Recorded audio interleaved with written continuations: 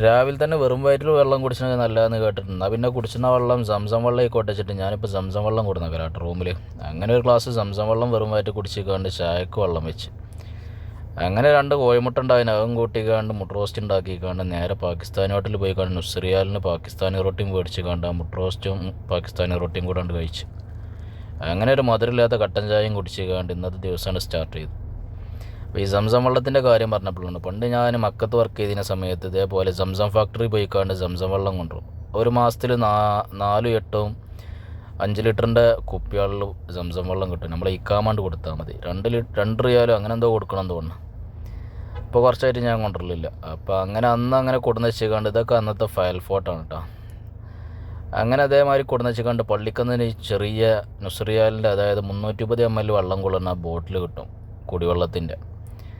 അങ്ങനെ അതും കാലിക്കുപ്പി കൊടുന്ന് വെച്ചുകൊണ്ട് അതൊക്കെ എല്ലാം ക്ലീൻ ആക്കിക്കണ്ട് എന്ത് ചെയ്യും, ഈ കൊടുന്ന് വെച്ച സംസം വെള്ളം 40 ലിറ്ററും 30 ലിറ്ററൊക്കെ ഉണ്ടാവും. അതൊക്കെ അതേപോലെ ചെറിയ കുപ്പിക്കാണ്ട് മാറ്റും. അങ്ങനെ ഒരു ബോക്സിൽ 10, 50, 60, 70 കണ്ട് ഇതാക്കിക്കാണ്ട് ബോക്സ് കണ്ട് കെട്ടിയിട്ട് എന്ത് ചെയ്യും, നാട്ടിൽ നിന്ന് നമ്മളെ കുടുംബക്കാരോ നാട്ടുകാരോ ഉംറക്ക് വരുമ്പോൾ ഓലെടുത്തുകൊണ്ട് കൊടുത്തേക്കും നാട്ടിലേക്ക്. അങ്ങനെ ഒരു നാട്ടിൽ കൊണ്ടുപോയിട്ട് കൂട്ടുകാർക്കും കുടുംബക്കാർക്കൊക്കെ കൊടുക്കും. ഇപ്പോൾ അത് പറ്റൂല കേട്ടോ. ഇപ്പോൾ ഫ്ലൈറ്റിൽ അത് അലൗഡല്ല. അങ്ങനെ ഇന്നത്തെ ദിവസമാണ് സ്റ്റാർട്ട് ചെയ്ത് നേരെ പെട്രോൾ പമ്പ് പോയിക്കാണ്ട് ഫുൾ ടാങ്ക് എണ്ണടിച്ച് നേരെ മക്കത്തേക്ക് വിട്ട്. അങ്ങനെ രാവിലെ തന്നെ മക്കത്തേക്ക് വന്നിട്ടുണ്ടെങ്കിൽ മക്കത്തുള്ള ജബലന്നൂർ ഹോസ്പിറ്റൽ കേട്ടോ. അവിടെ മാഡത്തിൻ്റെ ആരോ ഹോസ്പിറ്റലിൽ അഡ്മിറ്റ് ഉണ്ട്. അപ്പോൾ അവരെ കാണാൻ വേണ്ടി വന്നതാണ്. അങ്ങനെ ഞാൻ ഹോസ്പിറ്റലിൻ്റെ ഈ പാർക്കിങ്ങിൽ ഇങ്ങനെ വണ്ടി ഇട്ടിക്കാണ്ട് ഇവിടെ ഇങ്ങനെ തേരാപ്പാര നടക്കുകയാണ്. ഇതൊക്കെ ഫ്രീ പാർക്കിംഗ് ആണ്. ഇവിടെ ഒന്നും പൈസ കൊടുക്കേണ്ട ആവശ്യമില്ല. എന്നാൽ ഇവിടെ പൈസ കൊടുക്കും വേണം. അങ്ങനെ ഇവിടെയൊക്കെ കുറച്ച് നേരം ഇങ്ങനെ ചുറ്റി കളിച്ചിക്കാണ്ട് അത് കഴിഞ്ഞിക്കാണ്ട് നേരെ വീട്ടിൽ തന്നെ പോകും. വീട്ടിലെത്തി റൂം തുറന്നു നോക്കിയപ്പോഴാണ് ഇതുവരെ കാണാത്തൊരു കാഴ്ച. ബാത്റൂമിൻ്റെ ഉള്ളിൽ വെള്ളം പിടിച്ച് വെച്ചിന്. അത് ഇതാ ലേറ്റ് എത്തണം. അപ്പോൾ ഇത്രയും കാലമായിട്ട് ഞാൻ കാണാത്തൊരു കാഴ്ച ഉണ്ട്. സത്യം പറഞ്ഞാൽ ഞാൻ റൂമിൽ ലൈറ്റ് കെടുത്താതെയാണ് പുറത്ത് പോകൽ. ഇപ്രാവശ്യം റൂമിൽ ലൈറ്റ് കെടുത്തി പോയപ്പോഴാണ് ഇത് ശ്രദ്ധിച്ചത് ഞാൻ. സംഭവം എന്തെന്ന് വെച്ചാൽ സൂര്യപ്രകാശം ഒരു ക്യാപ്പ് കൂടെ വന്നിക്കാണ്ട് വെള്ളത്തിൽ തട്ടുമ്പോഴുള്ള ഒരു പ്രതിഫലനാണ്. അപ്പോൾ ഇങ്ങനൊരു സംഭവം ആദ്യമായിട്ടാണ് ഞാൻ കാണുന്നത്. അപ്പോൾ പെട്ടെന്ന് ഇരുട്ടത്ത് കണ്ടപ്പോൾ ഞാൻ വിചാരിച്ചു വല്ല ജിന്നാണോ എന്ന് വിചാരിച്ചു.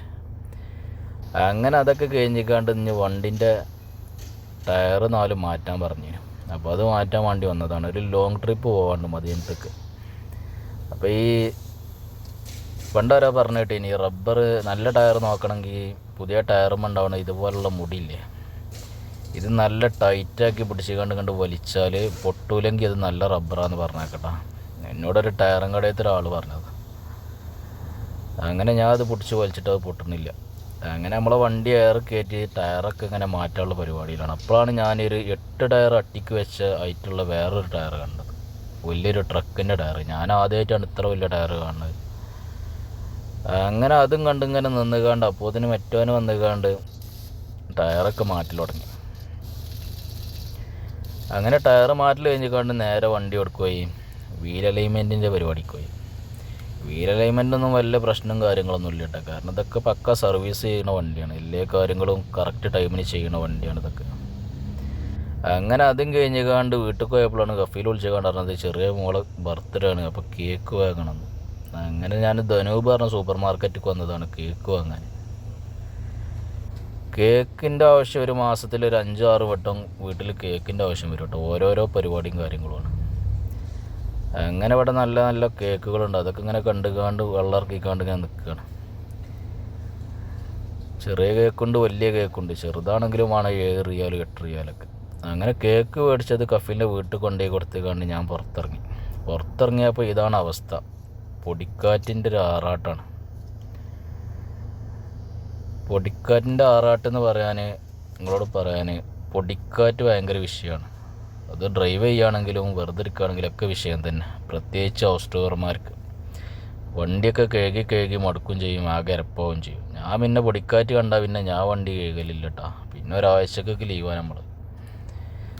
അങ്ങനെ ഇതാണിപ്പോൾ വീടിൻ്റെ ഉള്ളിൽ നിന്ന് കൊണ്ടുവരുന്ന പൊടിയാണ് ഇതൊക്കെ. പൊടിക്കാറ്റൊന്ന് അടങ്ങിയപ്പോൾ ഞാൻ വീടിൻ്റെ ഉള്ളിൽ എന്തൊക്കെ കൂടെ തട്ടിക്കുട്ടി പുറത്ത് കത്തിക്കാണ് പോകും.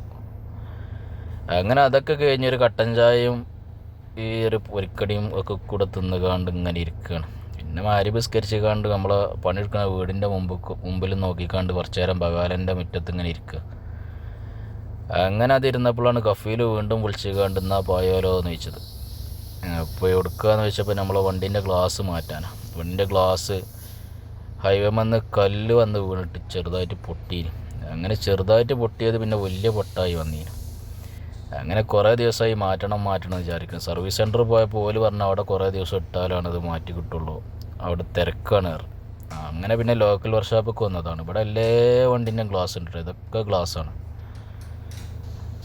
അങ്ങനെ ഓന് പൊട്ടിയ ഗ്ലാസ്സൊക്കെ ഒഴിവാക്കി പശക്ക് വെച്ച് പുതിയ ഗ്ലാസ്സൊക്കെ ഫിറ്റ് ചെയ്ത് അടിപൊളിയാക്കി. അങ്ങനെ ഗ്ലാസ് മാറ്റി വീട്ടിലേക്ക് പോകാമെന്ന് വിചാരിച്ചപ്പോഴാണ് കഫീലിൻ്റെ വിളിച്ച് കണ്ടറിഞ്ഞത് ഇജ്ജ് വരുമ്പോൾ പാണ്ടയിലൊന്ന് കയറിയത്. പാണ്ട ഹൈപ്പർ മാർക്കറ്റ് കയറിക്കാണ്ട് ചിക്കൻ മേടിക്കാൻ പറഞ്ഞു. അപ്പോൾ ചിക്കനും ഓഫർ ഉണ്ട് കേട്ടോ. ചിക്കനും ഓഫർ കണ്ടപ്പോൾ അതാണ്ട് മേടിച്ച് കാണ്ട് എന്ത് ചെയ്ത് അതാണ്ട് പെട്ടിയൊക്കെ ഇട്ട് കാണ്ട് അത് ഉരുട്ടിക്കാണ്ടൊന്ന് നടന്ന്. കാരണം ഇനി മീനും വേണത്ര. അപ്പോൾ ഈ ഒരു ബോക്സിൽ 10 ചിക്കനാണ് ഉണ്ടാവുക. 1 കിലോനും 200 ഗ്രാം ഉണ്ടാവും, 10 പീസ് ഉണ്ടാവും. അങ്ങനെ അതും മേടിച്ച് കുറച്ച് ജുബിനും കാര്യങ്ങളൊക്കെ മേടിച്ച് കാണ്ട് അത് കഴിഞ്ഞപ്പോഴാണ് ഉമ്മ വിളിച്ച് കാണ്ട് പറഞ്ഞത് മീനും വേണം. അങ്ങനെ മീനിൻ്റെ സെക്ഷനിലേക്കും പോയി. അപ്പോൾ ഇതൊക്കെയാണ് ഇവിടെ കിടക്കുന്ന മീനുകൾ. നമുക്ക് വേണ്ടത് ഇതൊന്നുമില്ല, നമുക്ക് വേണ്ടത് ഈ ഒരു ഐറ്റമാണ്. അങ്ങനെ അതും മേടിച്ചപ്പോൾ ഒന്നും കൂടെ വിളിച്ച് കണ്ട് പറഞ്ഞു എന്നാൽ പിന്നെ ചെമ്മീനും മേടിച്ചു വന്നു. അങ്ങനെ ചെമ്മീനും മേടിച്ച് 2 കിലോ. അങ്ങനെ അതും മേടിച്ച് വീട്ടിലേക്ക് എത്തിയ ഒരു സാൻഡ്വിച്ചും മേടിച്ച് തിന്നിക്കാണ്ട് ഇന്നത്തെ ദിവസമാണ് കഴിച്ചു. അപ്പോൾ വീഡിയോ ഇഷ്ടപ്പെട്ടാൽ ഒന്ന് സപ്പോർട്ട് ചെയ്യണേ. നല്ല വീഡിയോസുമായിട്ട് വീണ്ടും വരാം. അതുവരെ ബൈ, താങ്ക് യു.